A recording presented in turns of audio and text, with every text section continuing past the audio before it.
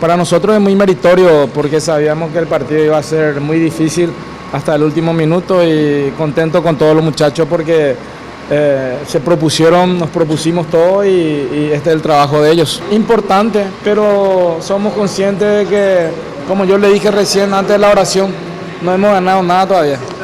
Sí, somos conscientes que es importante, pero no hemos ganado nada.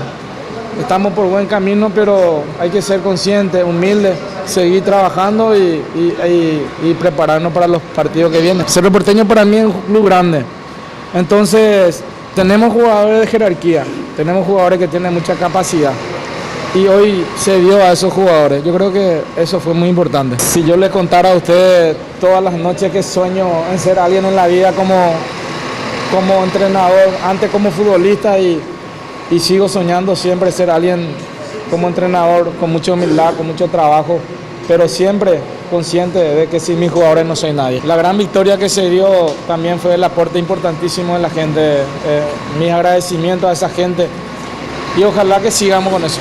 Sí, súper importante porque es el rival directo y haber ganado y por la forma también que se ganó para el grupo es muy importante. Jugamos contra un rival directo por el campeonato, era importante sacar los 3 puntos y lo importante es que ganamos jugando bien al fútbol. Hay mucho camino todavía por recorrer, así que hemos ganado un partido, importante sí, porque era un rival directo, pero no hemos ganado nada todavía, quedan varios partidos, así que somos conscientes de eso.